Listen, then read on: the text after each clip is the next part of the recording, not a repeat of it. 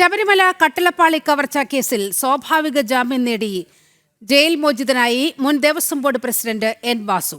ജാമ്യം ലഭിച്ചത് പ്രത്യേക അന്വേഷണ സംഘം കേസിൽ കുറ്റപത്രം സമർപ്പിക്കാൻ വൈകിയതിനെ തുടർന്ന്. ശബരിമല സ്വർണ്ണക്കവർച്ച കേസിൽ കുറ്റപത്രം വൈകുന്നതിനെ തുടർന്ന് ജാമ്യം നേടി പുറത്തിറങ്ങുന്ന അഞ്ചാമത്തെ പ്രതിയാണ് എൻ വാസു. ശബരിമലയിലെ ശ്രീകോവിലിലെ വാതിലിലെ കട്ടിളപ്പാളികളിലെ സ്വർണം കവർന്ന കേസിലാണ് മുൻ ദേവസ്വം ബോർഡ് പ്രസിഡന്റും ദേവസ്വം കമ്മീഷണറുമായിരുന്ന എൻ വാസുവിന് സ്വാഭാവിക ജാമ്യം ലഭിച്ചതിനെ തുടർന്ന് ജയിൽ മോചിതനായത്. കൊല്ലം വിജിലൻസ് കോടതിയാണ് കർശന ഉപാധികളോടെ ജാമ്യം അനുവദിച്ചത്. വാസു സമർപ്പിച്ച ഹർജിയിൽ വാദം പൂർത്തിയായതിനു ശേഷമാണ് ജാമ്യം ലഭിച്ചത്.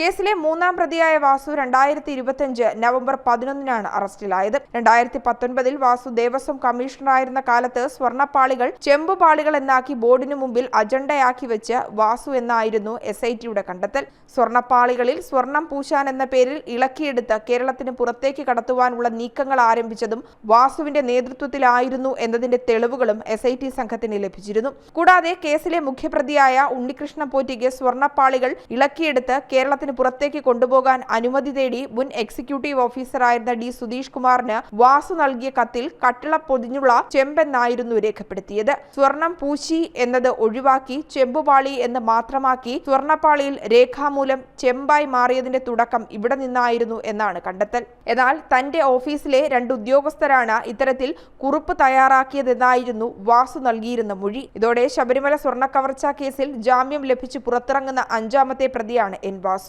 SIT സംഘം കുറ്റപത്രം സമർപ്പിക്കാൻ വൈകുന്നതാണ് പ്രതികൾക്ക് ജാമ്യം ലഭിക്കുവാനുള്ള കാരണം. ജനം, തിരുവനന്തപുരം.